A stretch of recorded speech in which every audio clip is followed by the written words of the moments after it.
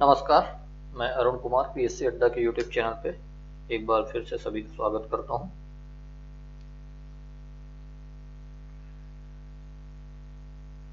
I hope कि सभी लोग अच्छे होंगे और जितना भी हमने अभी तक जो आयोग की क्लास में हम लोगों ने पढ़ा है अभी तक काफ़ी कुछ देख लिया है हम लोगों ने, तो वो सारी चीज़ें आप लोगों को समझ में आ गई होंगी ऐसी मैं उम्मीद करता हूँ। 2-3 दिन से हम लोगों ने SC/ST कमीशन देखा, पिछड़ा वर्ग आयोग देखा। आज हम मध्य प्रदेश राज्य पिछड़ा वर्ग आयोग देखेंगे। तो अगर कोई आपके सवाल हो आयोग से रिलेटेड, MPG के भी हम देख रहे हैं डेली 8 बजे, है ना। 2 दिन से किसी कारण से हम नहीं आ पा रहे हैं 8 बजे। कल से हम फिर से आप लोगों के समक्ष 8 बजे MPG के लेके उपस्थित होंगे। तो 2-3 दिन हम भी किसी काम में व्यस्त हैं, उसकी वजह से मैं क्लास नहीं ले पा रहा हूँ, उसके लिए क्षमा प्रार्थी हूँ।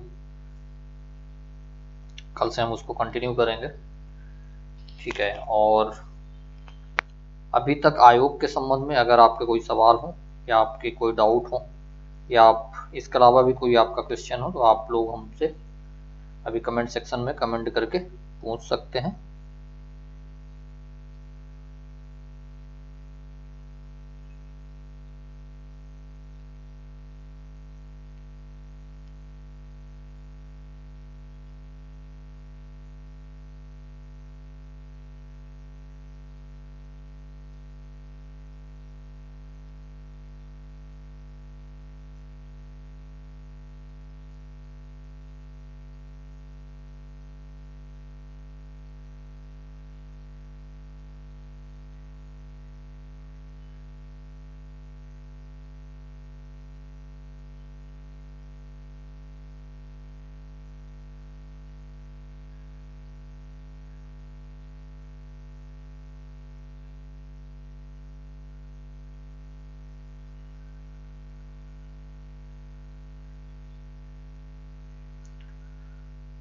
चलिए, उम्मीद करता हूँ आप लोगों को सारी चीज़ें समझ में आ गई होंगी। थोड़ी सी इन्फॉर्मेशन दे देंगे, उसके बाद हम लोग क्लास जो है स्टार्ट करेंगे।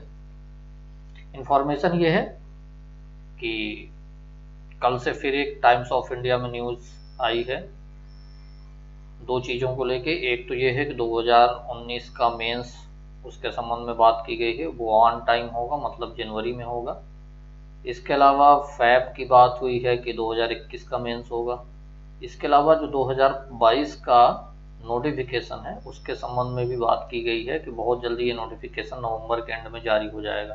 ये मैं लगातार कई बार बता रहा हूँ, है ना, कि ये नोटिफिकेशन जो है वो जारी होने वाला है 2022 का। और आप लोग अब जग जाइए, तैयारी स्टार्ट कर दीजिए, क्योंकि आपको पता है नवंबर एंड में होगा तो जनवरी फरवरी, क्योंकि 2 एग्ज़ाम हैं, तो जनवरी फरवरी को छोड़ के उसके बाद मार्च में इसके होने की पूरी संभावना है। किसी भी कीमत पे ये मार्च में जो है कंडक्ट होने वाला है आपका 2022 का प्रीलिम्स। और अगर है तो ये समझ लीजिए कि टोटल अभी से अगर देखा जाए तो 100 दिन के आसपास है, 100 से 110 दिन, है ना। और अगर 100 से 110 दिन का हम लोग सही तरीके से यूटिलाइजेशन करेंगे तो इतना श्योर है कि हम लोग 80 प्लस नंबर अपने फर्स्ट पेपर में ला पाएंगे। और यही जब 80 प्लस लाएंगे, आपको पता है कि इतने पे ही हमारा अब सिलेक्शन होना है, क्योंकि लगातार जो कट ऑफ जा रहा है वो 77 गया है इस बार 2021 का, और ये 77 97 में से थे। इसका मतलब है कि 80 कट ऑफ गया है अनरिजर्व में, है ना। तो अगर हमको सिलेक्शन को श्योरिटी चाहिए अपने, तो हमको इतनी मेहनत तो करनी पड़ेगी कि हमारे नंबर 80 प्लस आ जाए। और अगर आप लोग सीरियस है तो 2 चीज़ें कीजिए, जैसे मैं लगातार कई बार बता रहा हूँ आप लोगों को। एक तो ये है कि क्लास अटेंड कीजिए रेगुलर। इसके संबंध में फिर से एक बार बता रहा हूँ, हमारी जो क्लास है वो 2 क्लास हम लोगों ने अभी शेड्यूल की है। एक रोज रात 8 बजे MPG के मैं अरुण कुमार लेके आता हूँ आपके समक्ष। आप लोगों को पता है, जितने लोगों को पता है, जो लोग क्लास अटेंड कर रहे हैं उनको पता है, और जो लोग नहीं कर रहे हैं तो वो लोग अब शुरू कर दें। MPG के रात 8 बजे डेली में लेता हूँ। आज भर और क्लास नहीं होगी, 2 दिन से मैं किसी काम में व्यस्त हूँ, उसकी वजह से आज नहीं ले पाऊंगा। तो 8 कल से मैं फिर से इसको कंटिन्यू करूँगा। तो ये रात 8 बजे है MPGK की क्लास। इसके अलावा जैसा मैं आपके समक्ष प्रस्तुत हुआ हूँ 9:15 पे, है ना, और ये 9:15 पे हम आयोग वाला सेक्शन जो है यूनिट नंबर 10 उसको देखते हैं। ठीक है, 2 सेक्शन हम लोग दे रहे हैं। अगर इस 2 सेक्शन को हम अच्छे से कवर करेंगे तो एक चीज़ श्योर है कि 30 से 40 क्वेश्चन की हम अपनी तैयारी कर लेंगे यहाँ से, दो केवल और केवल MPGK और यूनिट नंबर 10 से, है ना, MPGK और यूनिट नंबर 10 से 30 से 40 क्वेश्चन। तो 2 हमने क्लास शेड्यूल की है, आप लोग इसको अटेंड कीजिए। धीरे धीरे हम और भी क्लास शेड्यूल कर रहे हैं, हिस्ट्री, ज्योग्राफी, पॉलिटी, इकोनॉमी, जो भी सेक्शन बचा हुआ साइंस का या कंप्यूटर का उसको भी हम लोग करेंगे।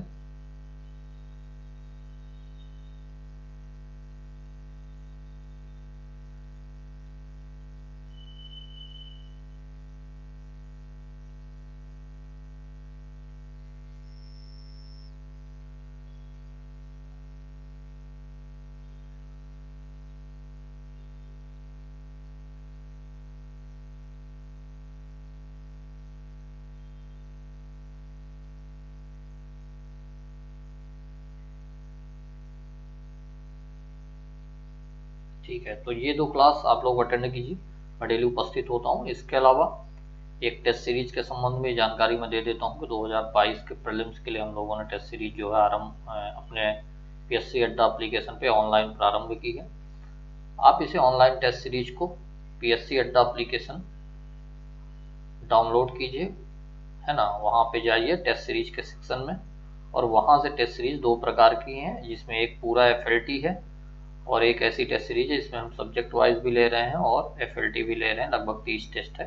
आप इन दोनों टेस्ट में से जो भी आपको उचित लगे आप टेस्ट सीरीज को परचेज कीजिए। बहुत कम दाम पे ये टेस्ट सीरीज उपलब्ध है, आप इसका लाभ उठाइए। तो ये तो रही इन्फॉर्मेशन की बात, है ना। तो हमने 2 चीज़ें बता दी है। आप क्लास रेगुलर अटेंड कीजिए, 8 बजे रात MPGK और 9:15 पे आयोग, जैसे मैं आपके सामने हूँ। 2 क्लास आपके लिए बहुत जरूरी इसलिए भी हम लोगों ने ये 2 क्लास प्लान की, क्योंकि आपको पता है 30 से 40 क्वेश्चन इन 2 सेक्शन से ही आ जाएगा, MP से और आयोग से। तो आपकी जो तैयारी है वो थोड़ा क्या बहुत बेहतर हो जाएगी यहाँ से। तो इसे आप अटेंड कीजिए डेली। ठीक है, ये आपके काम की चीज़ है जो मैं लगातार कई दिनों से बता रहा हूँ कि आप इसे अटेंड कीजिए।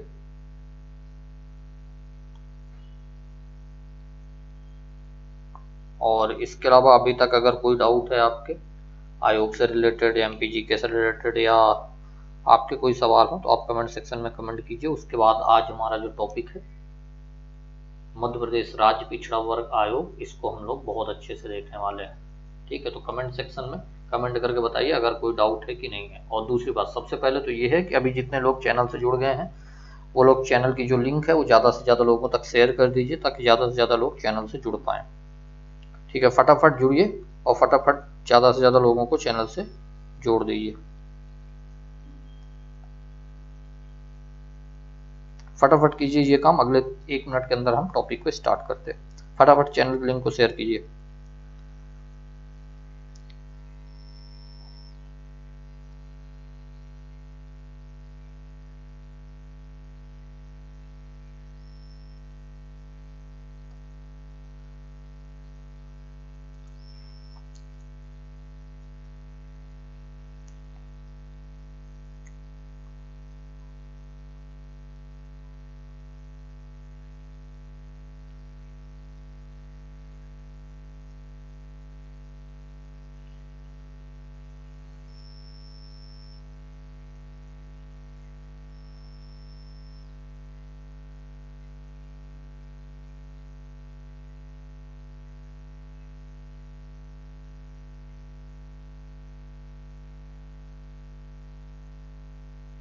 फटाफट जोड़िए, चैनल से फटाफट जोड़िए।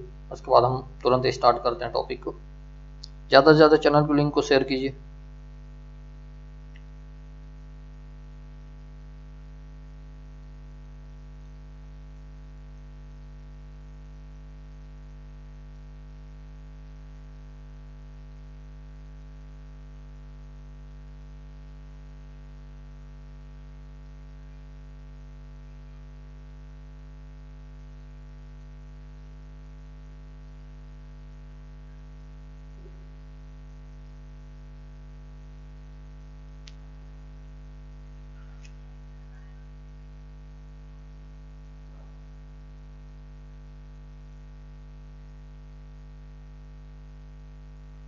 चलिए शुरू करते हैं। हमारा जो टॉपिक है वो है मध्य प्रदेश। हमने देखा था राष्ट्रीय पिछड़ा वर्ग आयोग। हमने कल 2 दिन में राष्ट्रीय पिछड़ा वर्ग आयोग ये टॉपिक देखा था। अब हम मध्य प्रदेश के संबंध में देखेंगे, मध्य प्रदेश में इसके क्या प्रावधान है, क्या स्थिति है इसकी। ठीक है, मध्य प्रदेश राज्य पिछड़ा वर्ग आयोग, Madhya Pradesh backward class commission. चलो परिचय देख लेते हैं, इसका इंट्रोडक्शन देख लेते हैं, क्या स्थिति है इसके संबंध में, क्या प्रावधान है, कहाँ पे कैसी स्थापना हुई इसके संबंध में। मध्य प्रदेश राज्य पिछड़ा वर्ग आयोग की जो गठन की अधिसूचना है, नोटिफिकेशन जो जारी हुआ था 13 मार्च 1993 को जारी की गई थी। ठीक है, यानी कि जो गजट में जारी हुआ था मध्य प्रदेश पिछड़ा वर्ग आयोग के गठन की अधिसूचना, वो कब थी? 13 मार्च 1993। याद रहेगा, ये डेट आपके लिए महत्वपूर्ण है, 13 मार्च 1993 जब अधिसूचना जारी हुई। इस अधिनियम को 24 मई 1995 को राज्यपाल की अनुमति मिल गई। अनुमति कब मिली? पिछड़ा वर्ग आयोग के अधिनियम को 24 मई 1995। क्लियर रहेगी दो बातें यहाँ। चलो, इसका जो मुख्यालय है वो कहाँ है? भोपाल। मैंने हमेशा बताया है कि जो हेडक्वार्टर होते हैं वो ज़्यादातर ऐसी संस्थाओं के जो कैपिटल होती है, स्टेट का मामला होगा तो स्टेट की कैपिटल होगी, अगर सेंटर का मामला होगा, केंद्र का मामला होगा तो जनरली नई दिल्ली जो हमारी कैपिटल है वहाँ पे ऐसा है। तो ये जो मध्य प्रदेश पिछड़ा वर्ग आयोग है, इसका जो मुख्यालय हेडक्वार्टर है जो, वो कहाँ है? भोपाल। याद रहेगा। राज्यपाल की अनुमति कब मिली अधिनियम को? 24 मई 1993। गठन की अधिसूचना कब जारी हुई? 13 मार्च 1993। ये 3 फैक्ट आपके लिए इंपॉर्टेंट है, तीनों आपको बहुत अच्छे से याद होना चाहिए। ठीक है, चलिए दूसरी बात देख लेते हैं और क्या है इसमें। संरचना समझते हैं, संरचना क्या है इसकी। यहां तक अभी कोई सवाल आपके, कोई ऐसी चीज जो परेशान कर रही हो?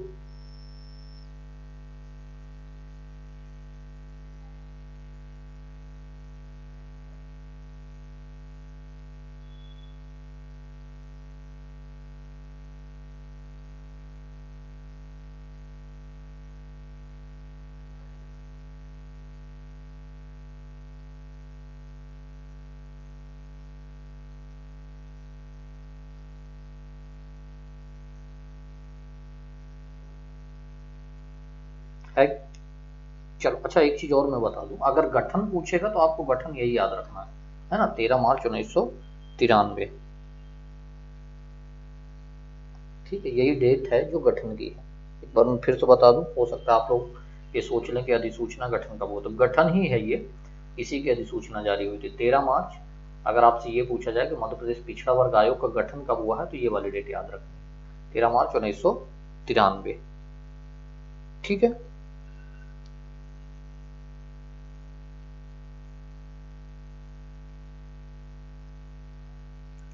चलो बस आपको ये याद रखना है, इंपॉर्टेंट ये है कि 13 मार्च 1993 को गठन हुआ। अधिनियम वगैरह तो बाद में भी आए हैं। ठीक है, तो ये अधिनियम है जो लाया गया था, गठन कर दिया गया था पहले। चलो संरचना देख लेते हैं। मध्य प्रदेश पिछड़ा वर्ग आयोग में 5 सदस्यीय संरचना है, इसको अच्छे से याद रखना है। जिस प्रकार से, अच्छा आपको फिर से एक सवाल कर रहा हूं मैं आपसे, एसटी कमीशन में कितने सदस्य हैं संरचना में, और एससी कमीशन के संरचना में कितने सदस्य? ये दोनों क्वेश्चन मैं आपसे पूछ रहा हूँ, दोनों का आंसर आपको करना है। कमेंट सेक्शन में फटाफट आंसर कीजिए। एसटी कमीशन कितने सदस्यीय है और एसटी कमीशन भी कितने सदस्यीय, दोनों के आंसर आपको करना है। अच्छा अब यहाँ देख लेते हैं, तो मध्य प्रदेश राज्य पिछड़ा वर्ग आयोग उस वो भी 5 सदस्यीय है। कितने सदस्यीय है? 5 सदस्यीय। जैसे राष्ट्रीय पिछड़ा वर्ग आयोग था, है ना, राष्ट्रीय पिछड़ा वर्ग आयोग था जैसे 5 सदस्यीय, वैसे ही ये भी 5 सदस्य, जिसमें एक अध्यक्ष है ना, एक उपाध्यक्ष और 3 सदस्य शामिल हैं। ये 26 मार्च 2021 को जब संशोधन हुआ है, वहां से हुआ है ये चीज। ठीक है, क्लियर है यहां तक बात?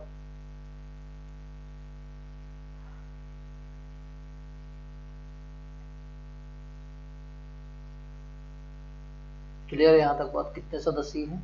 एक अध्यक्ष रहेगा, एक उपाध्यक्ष रहेगा और 3 अन्य सदस्य रहेंगे। तो टोटल कितने सदस्य हो गए?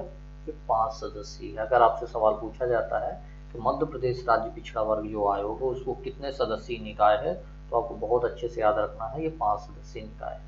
ये हुआ कब है, पुराना अब हम नहीं देखेंगे, बस हमें ये याद रखना है कि संशोधन जो हुआ है अभी हाल ही में 1 साल पहले, लगभग 1.5 साल पहले 26 मार्च 2021 को, वहाँ पे ये स्थिति इसको प्रदान की गई इसकी संरचना में। याद रहेगा यहाँ 5 सदस्य आपको बहुत अच्छे से याद रखना है, एक अध्यक्ष, एक उपाध्यक्ष और 3 सदस्य, क्योंकि संरचना से कई बार सवाल पूछे गए हैं। मानवाधिकार आयोग से रिलेटेड पूछा गया था शायद 2018 के पीएससी में, 2019 के पीएससी में, आप देख लेना एक बार प्रीवियस ईयर का पेपर, वहाँ पे आपको समझ में आ जाएगा। ठीक है, तो संरचना से क्वेश्चन पूछे गए हैं इसलिए मैं आपको बता रहा हूँ, यहाँ पे आपको बहुत अच्छे से याद रखना है कि जो संरचना है वो कितने सदस्यीय है, आयोग है वो कितने सदस्यीय, मध्य प्रदेश राज्य पिछड़ा वर्ग आयोग 5 सदस्यीय। याद रहेगा।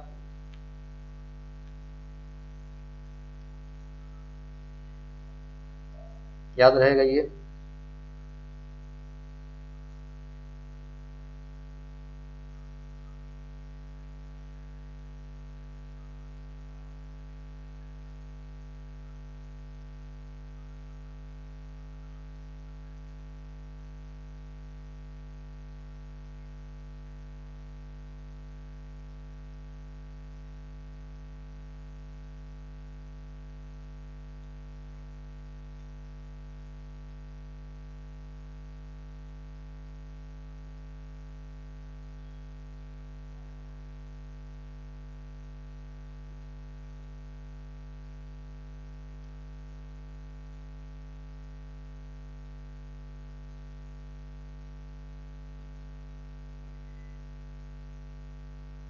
ठीक है, ये बात, आई होप कि ये बात आपको समझ में आ गई होगी। 5 सदस्य, इसमें अध्यक्ष और कम से कम जो 2 सदस्य है ना पिछड़े वर्ग से, ये भी बात आपको, ये इम्पोर्टेंट बात है, ये इम्पोर्टेंट फैक्ट है, इसलिए याद रखना है। ठीक है, क्या याद रखना, क्या याद रखना है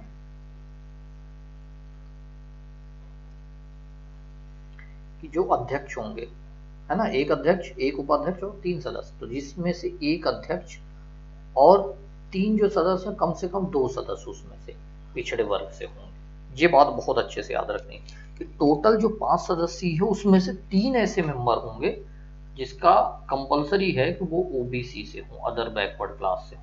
याद रहेगा ये।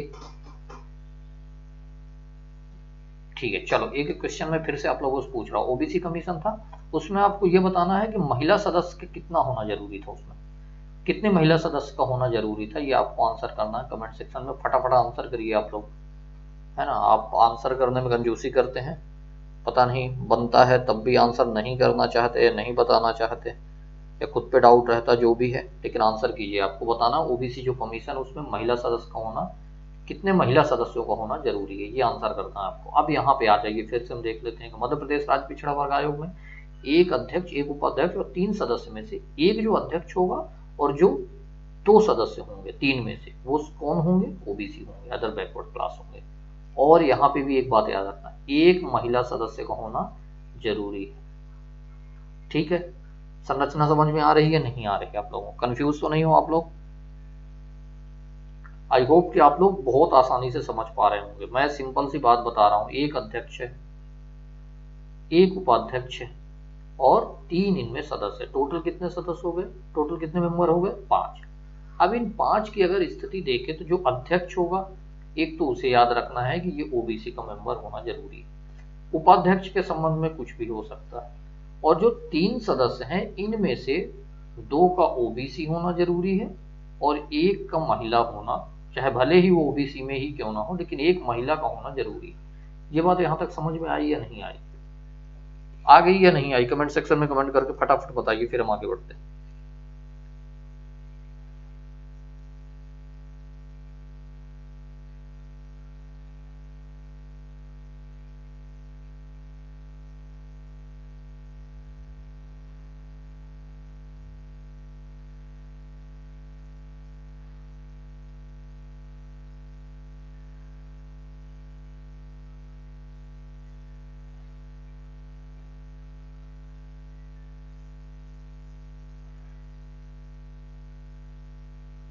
ठीक है, आ गया समझ में। आई होप कि अब आपको संरचना जरूर समझ में आ गई हो, इसमें कोई रॉकेट साइंस नहीं, बस आपको याद रखना अच्छे से। चलो वर्तमान में देख लेते क्या परिस्थिति है नोट में। इसके जो प्रथम अध्यक्ष है उनका नाम याद रखना है। मध्य प्रदेश के जो पिछड़ा वर्ग आयोग था उसके जो प्रथम अध्यक्ष थे उनका नाम था बसंत राव उइके जी, है ना। बसंत राव उइके जी पहले अध्यक्ष थे Madhya Pradesh state OBC commission के। ठीक है, क्लियर, ये बात याद रहेगा, चलो याद रहना चाहिए। दूसरी बात, वर्तमान में अगर आपसे पूछा जाता है तो आपको गौरी शंकर बिसेन जी का नाम याद रखना है। तो वर्तमान में जो ओबीसी कमीशन है मध्य प्रदेश में, जो उनके अध्यक्ष हैं वो गौरी शंकर बिसेन। पहले अध्यक्ष बसंतराव उइके, वर्तमान में अध्यक्ष गौरी शंकर बिसेन। क्लियर ये बात। इसके सदस्य देख लो, एक शैलेंद्र यादव जी है। कौन है? शैलेंद्र यादव, याद रहेगा। ठीक है, यहां तक कोई डाउट है आपके? आई होप कि नहीं होगा। बसंत राव, सिंपल सी बात है, बसंत राव पहले अध्यक्ष थे। वर्तमान में गौरी शंकर बिसेन जी है। इसके वर्तमान में एक सदस्य है शैलेंद्र यादव। ठीक है, ये याद रहेगा यहां तक। चलो आगे देख लेते हैं। अब देख लेते हैं हम लोग ओबीसी जो कमीशन है उसकी योग्यताएं क्या है ना। एलिजिबिलिटी क्या है,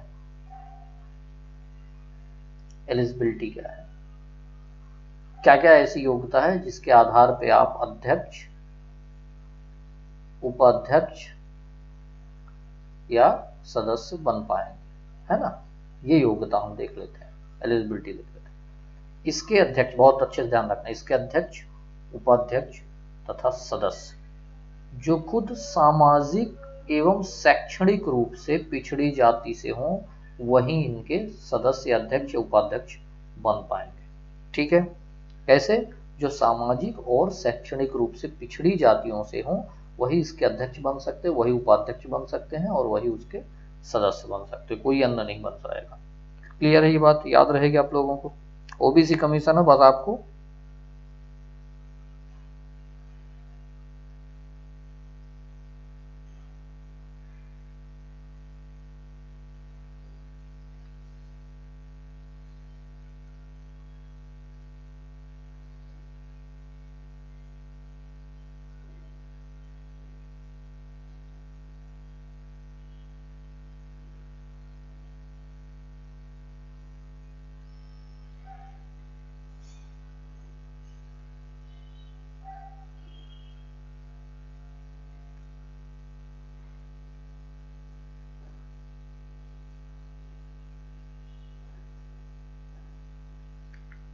ठीक है, क्लियर है ये बात। चलो योग्यता क्लियर हो गई। दूसरी बात देख लेते हैं योग्यता में, पिछड़ी जातियों से संबंधित जो सामाजिक सेवा के कार्य का अनुभव हो। तो दूसरी योग्यता क्या है? एक तो वो सामाजिक और शैक्षणिक रूप से पिछड़े वर्ग से या पिछड़ी जाति से आते हों। कौन? अध्यक्ष, उपाध्यक्ष एवं सदस्य। इसके अलावा केवल उस जाति से आते हैं, उस आधार पर इनको अध्यक्ष, सदस्य या उपाध्यक्ष नहीं बनाया जाएगा। एक और बात ध्यान रखी जाएगी कि उस वर्ग से या उस जाति से सामाजिक सेवा कार्य का अनुभव नहीं है या नहीं, उनके क्षेत्र में इन लोगों ने काम किया है या नहीं। किसी को भी उठा के नहीं रख दिया जाएगा कि आप ओबीसी वर्ग से आते हो इसलिए आप अध्यक्ष बन जाइए, है ना। इसका मतलब है कि आपने कहीं ना कहीं उस जाति से रिलेटेड, उस जाति से संबंधित आपने सामाजिक सेवा की हो। ठीक है, योग्यता क्लियर रहेगी आप लोगों को? क्लियर रहेगी या नहीं रहेगी?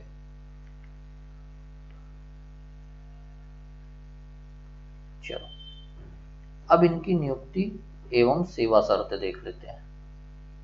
क्या देखेंगे? इनकी नियुक्ति एवं सेवा शर्तें। इनका अपॉइंटमेंट कैसे हो रहा है उसके संबंध में क्या उल्लेख है ना। मैंने पहले ही बता दिया। चलो आपको बताना है, क्वेश्चन मैं आपसे पूछ रहा हूँ, जो ओबीसी कमीशन है, राष्ट्रीय ओबीसी कमीशन है ना, राष्ट्रीय पिछड़ा वर्ग आयोग जो है, वो बताना है आपको। पहला ऑप्शन है आपके पास कि ये संवैधानिक संस्था है। दूसरा आपको ऑप्शन में दे रहा हूं कि ये सांविधिक संस्था है। तीसरा मैं बता रहा हूं कि कार्यकारी संस्था है। चौथा मैं बता रहा हूं आपसे इनमें से कोई नहीं। आपको आंसर करना है ये कैसी संस्था है। राष्ट्रीय ओबीसी कमीशन या राष्ट्रीय पिछड़ा वर्ग आयोग। फटाफट आंसर कीजिए। मैं बीच बीच में क्वेश्चन आपसे पूछूं क्योंकि बहुत सारे आयोग हमने पढ़ा दिए हैं, ठीक है, और मैं ये जानना ज़रूर चाहूँगा कि आप लोग कितना पढ़ रहे हैं, कितना रिवाइज करते हैं चीज़ों को, कितना याद करते हैं, है ना। तो आपको बताना है कि जो राष्ट्रीय पिछड़ा वर्ग आयोग है इनमें से क्या है, कैसी संस्था है। चलो, आपको कमेंट सेक्शन में कमेंट करना है, तब तक हम आगे बढ़ते हैं। नियुक्ति एवं सेवा शर्तें के संबंध में क्या है वो देखते हैं। इसके जो अध्यक्ष हैं, इसके जो सदस्य हैं, ध्यान रखना, अध्यक्ष सदस्य की जो नियुक्ति है ना वो राज्य सरकार करेगी। कौन करेगा? राज्य सरकार। कौन करेगा? राज्य सरकार। यहाँ पे राज्यपाल नहीं कर रहा, बहुत अच्छे से याद रखना है, ठीक है ना। कौन कर रहा है? राज्य सरकार कर रही है। किसकी नियुक्ति? अध्यक्ष एवं सदस्यों की।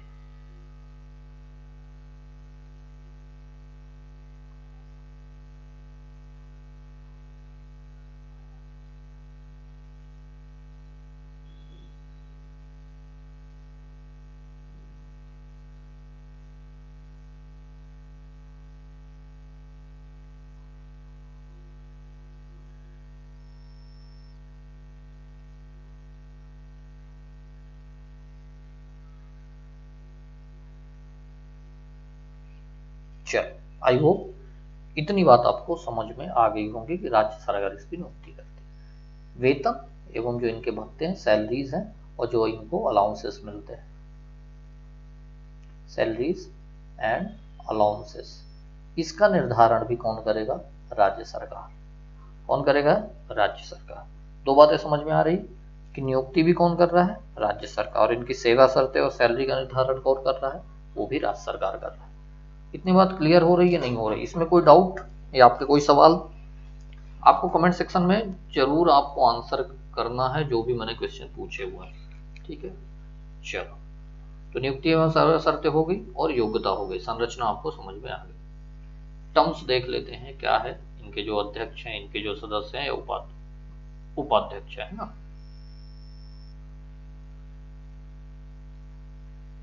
ठीक है, इनके टर्म्स की बात करते हैं। कार्यकाल 3 वर्ष, कुछ नहीं है, मैक्सिमम कोई लिमिट नहीं।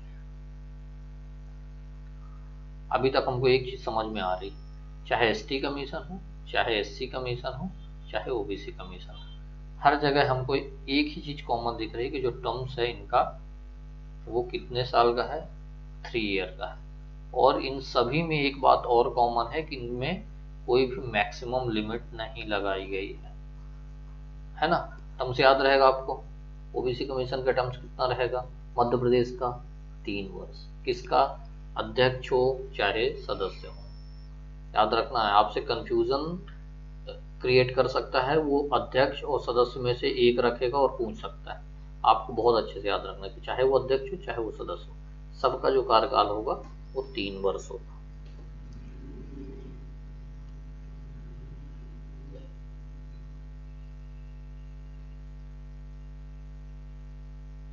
ठीक है ये बात। इसके अलावा और देख लेते हैं। जो अध्यक्ष है एवं जो सदस्य उनको अधिकतम 2 बार पद पर नियुक्त किया जा सकता है।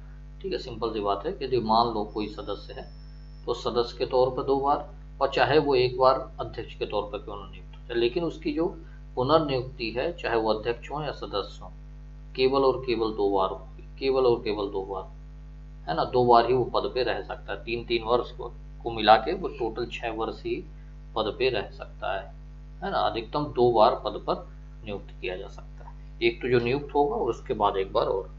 यहाँ तक अगर कोई सवाल हो आपके या कोई डाउट हो तो हम अगले 20-30 सेकंड रुके हुए हैं, आप कहीं से भी सवाल पूछ सकते हैं। आपके कोई डाउट हो वहां से सवाल पूछ सकते हैं, फिर हम उसके बाद आगे बढ़ते हैं। आई होप कि कार्यकाल आप लोगों को समझ में आ गया होगा।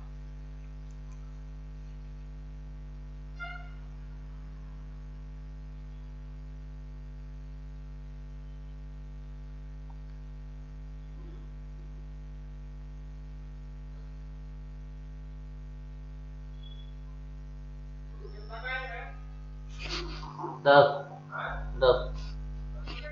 हाँ,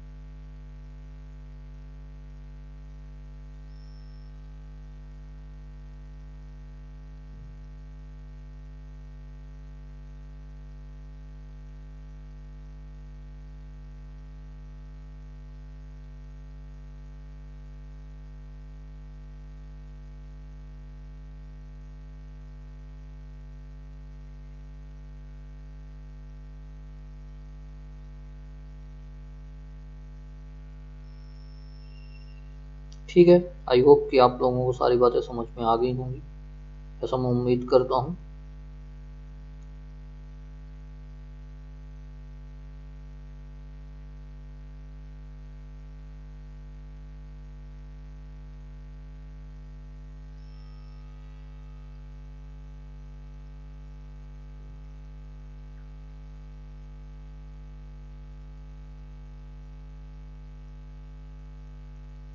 ठीक है, तो हम आगे बढ़ें।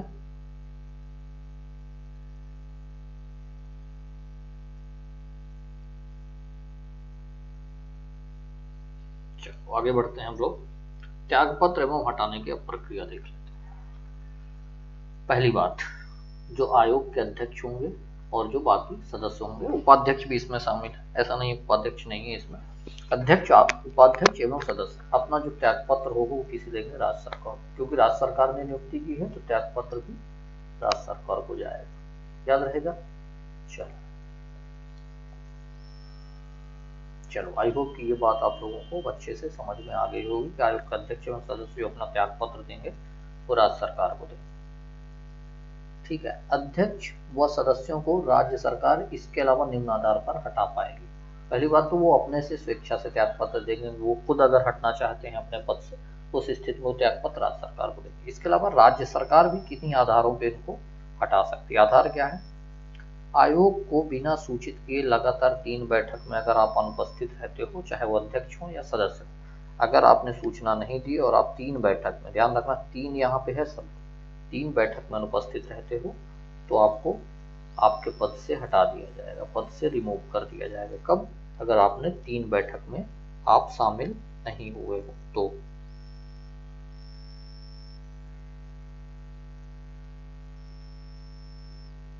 ठीक है ये बात।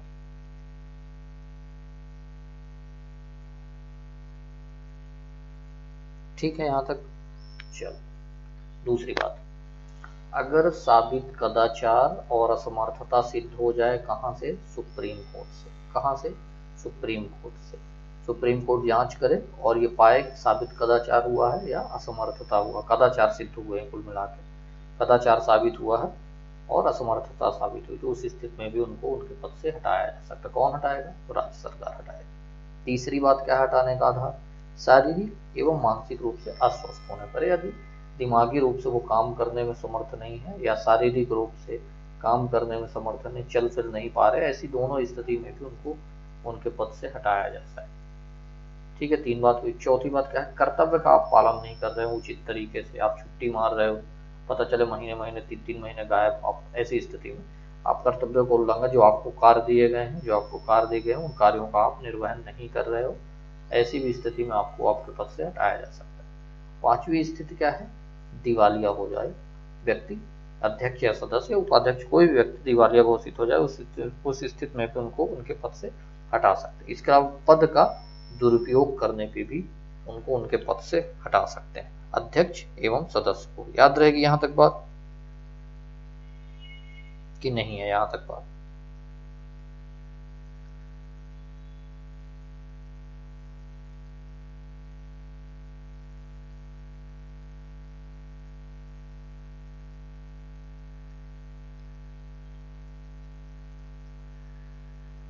ठीक है यहां तक।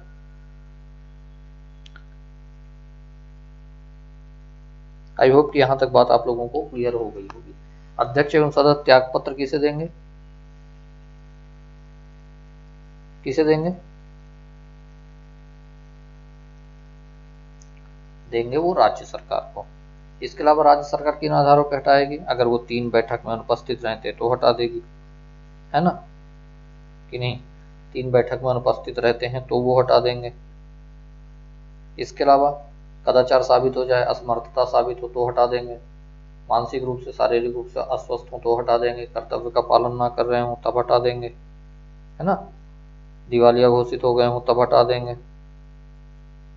इसके अलावा पद का दुरुपयोग करने पे भी उनको उनके पद से हटा दिया जाएगा। तो इतने कारणों से उनके उनके पद से हटाया जाएगा। क्लियर है यहाँ तक बात।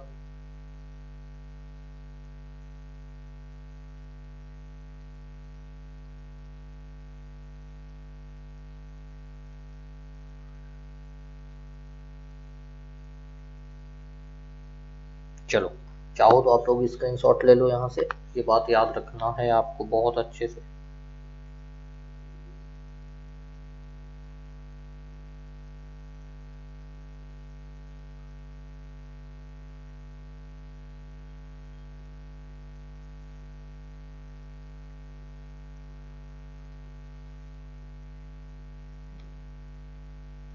ठीक है, ये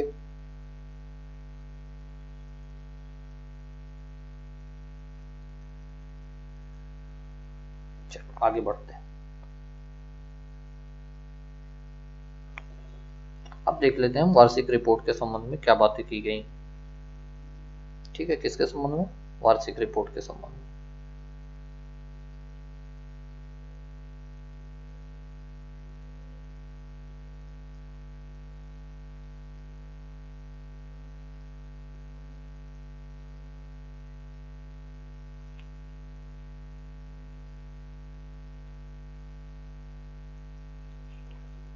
चलो देख लो, जो वार्षिक रिपोर्ट है पिछड़ा वर्ग आयोग मानिए मध्य प्रदेश पिछड़ा वर्ग आयोग रिपोर्ट है, राज्य सरकार को देगा। यहाँ पे मिस्टेक हो गई है, यहाँ पे राष्ट्रीय नहीं है, ये राज्य है, मतलब मध्य प्रदेश है। तो मध्य प्रदेश जो पिछड़ा वर्ग आयोग है उसकी जो रिपोर्ट होगी वो राज्य सरकार को सौंपी जाएगी। किसे सौंपी जाएगी? राज्य सरकार को। अगर आपसे सवाल पूछा जाता है तो आप तुरंत टिक करेंगे राज्य सरकार को। यहाँ पे ज्यादातर चीजें देख रहे हैं आप लगातार कि राज्य सरकारें ही कर रही हैं।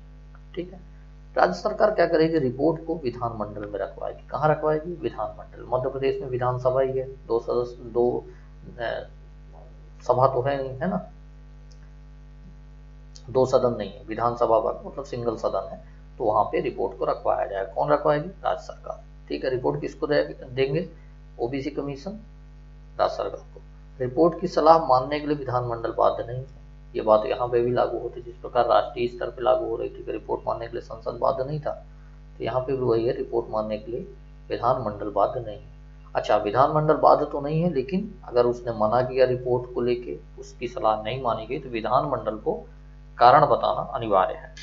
ठीक है, ऐसा नहीं है कि आपने ये कह दिया कि हम आपकी सलाह को नहीं मान रहे हैं, लेकिन सलाह ना मानने का आपको कारण जरूर बताना पड़ेगा।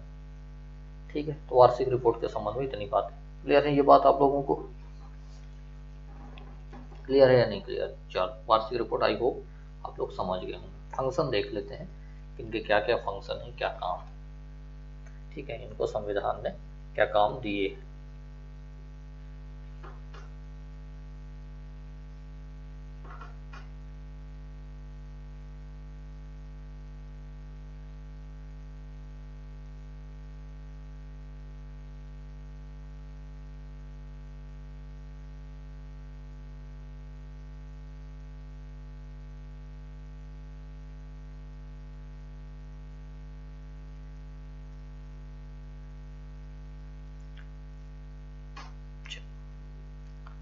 फंक्शन देखते हैं। जो पिछड़ी वर्ग जातियों के अधिकारों के हनन की शिकायतों की जांच करना, मतलब जो ओबीसी वर्ग की जो जातियां हैं उनका जो अधिकार उनको संविधान ने दिया, अगर उनके हनन होते हैं, ऐसी स्थिति में जो शिकायतें की गई होंगी उसकी जांच करने का जो अधिकार है किसे है? राज्य पिछड़ा वर्ग आयोग को, यानी मध्य प्रदेश पिछड़ा वर्ग आयोग। पिछड़े वर्गों के सामाजिक, याद रखना, सामाजिक आर्थिक विकास में परामर्श देने का जो काम हो किसका है?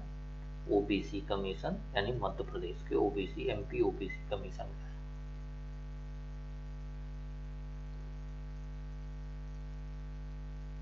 ठीक है, दो बातें क्लियर। एक तो उनके अधिकारों को जहां हनन हुआ, उनकी शिकायतें हुई हों, उसके संबंध में जो जांच करने का अधिकार है वो मध्य प्रदेश ओबीसी कमीशन के पास।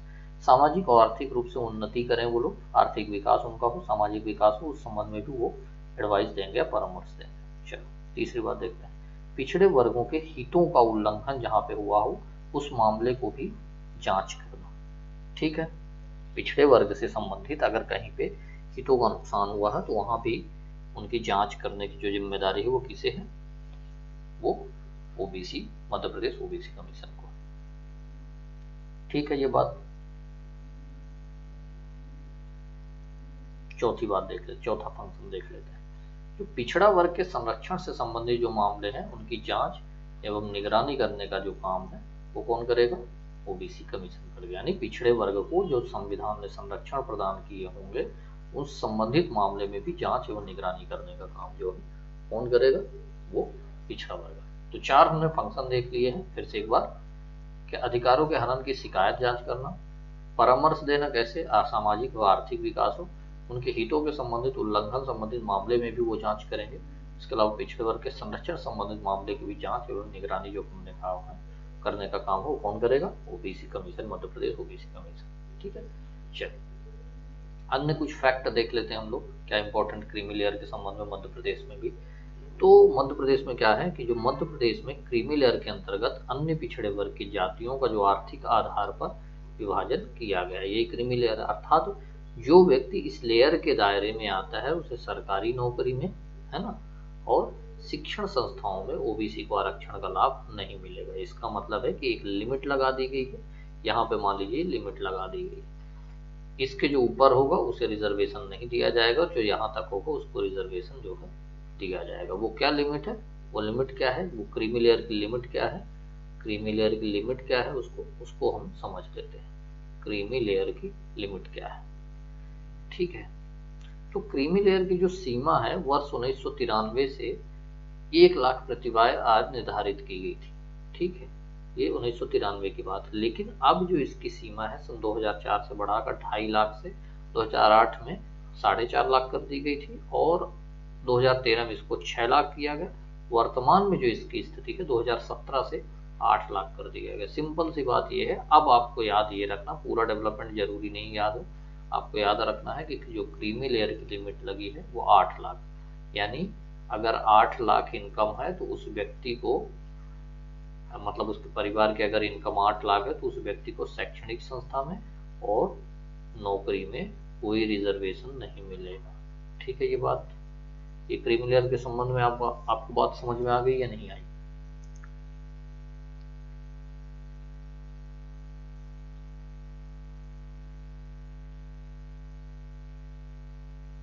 ठीक है, ये बात यहां तक, चलो। तो ये रहा हमारा मध्य प्रदेश का जो ओबीसी कमीशन। हमने इसमें क्या क्या परिचय देख लिया, आपको याद रखना 13 मार्च 1993 जो है स्थापना डेट है, ठीक है। इसके अलावा हम लोगों ने इसके संरचना देख ली है, 5 सदस्य है, मैंने पहले पूरा पूरा बता दिया है। वसंत राव इसके प्रथम अध्यक्ष थे और गौरी शंकर बिसेन वर्तमान में। योग्यता हमने बता दी थी, कैसी है योग्यता, नियुक्ति कौन करेगा वो हमने चर्चा कर ली, कार्यकाल क्या है वो हमने चर्चा कर ली, त्यागपत्र क्या स्थिति क्या है, हटाने की प्रक्रिया क्या है उसके संबंध में मैंने अच्छे से देख लिया है। वार्षिक रिपोर्ट किसे सौंपेंगे, कहाँ पे रखा जाएगा, क्या कारण होगा, कैसे बात होगी, ये सारी चीजें हमने यहाँ देख ली। फंक्शन क्या है, बहुत सिंपल तरीके से हमने इस चीज को समझ लिया, और जो क्रीमी लेयर के संबंध में था उसके संबंध में हमने समझ लिया। आई होप कि आप लोगों को जो मध्य प्रदेश ओबीसी कमीशन है ये बहुत अच्छे से, अब ये पूरा का पूरा जो टॉपिक है अच्छे से समझ में आ गया है, ऐसी मैं आप लोगों से उम्मीद करता हूँ। चलिए थोड़ी सी मैं अपने टेस्ट सीरीज के संबंध में बता दूं। 2 टेस्ट हम लोग आपको बता रहे हैं, एक तो 2021 मेंस की टेस्ट सीरीज, इस पे अभी 75% डिस्काउंट चल रहा है। ये आप 10,000 की जगह केवल 2499 में परचेस कर सकते हैं। परचेस करने का तरीका सिंपल सा है, PSC अड्डा एप्लीकेशन को डाउनलोड कीजिए, वहाँ पे जाइए टेस्ट सीरीज के सेक्शन में, वहाँ से आप इसको परचेस कर लीजिए। बहुत जल्दी हम लोग डिस्काउंट जो है खत्म करने वाले हैं, तो इसका लाभ उठाइए। इसके अलावा हम लोग बता रहे हैं कि 2022 प्रीलिम्स का भी हमने टेस्ट सीरीज प्रारंभ किया, उसके लिए भी वही प्रोसेस है, PSC अड्डा एप्लीकेशन पे जाइए, वहाँ से टेस्ट सीरीज को परचेस कीजिए, ठीक है। तो ये दोनों टेस्ट सीरीज है, इसका जल्दी से लाभ उठाइए, ऑफर सीमित समय के लिए, उसके बाद ये ऑफर एंड हो जाएगा, ठीक है। आई होप आप लोगों को ये जो आज की क्लास है वो बहुत शानदार समझ में आ गई होगी, सारे कॉन्सेप्ट फैक्ट क्लियर हो गए होंगे। उम्मीद करता हूँ कि आप लोगों को कोई डाउट नहीं होगा, आपका कोई सवाल नहीं होगा खासकर टॉपिक को लेके। तो अगर अच्छी लगी है क्लास तो वीडियो को लाइक कीजिए, और जो वीडियो की लिंक है उसको ज़्यादा से ज़्यादा लोगों तक शेयर कीजिए, कमेंट कीजिए क्लास कैसी लगी है, ठीक है। और अगर कोई सवाल है तब भी आप कमेंट कर सकते हैं। अगर अभी तक आप लोगों ने चैनल को सब्सक्राइब नहीं किया, चैनल पे नए हैं तो चैनल को सब्सक्राइब कीजिए, बेल आइकन को प्रेस कीजिए, ताकि जो क्लास संबंधी नोटिफिकेशन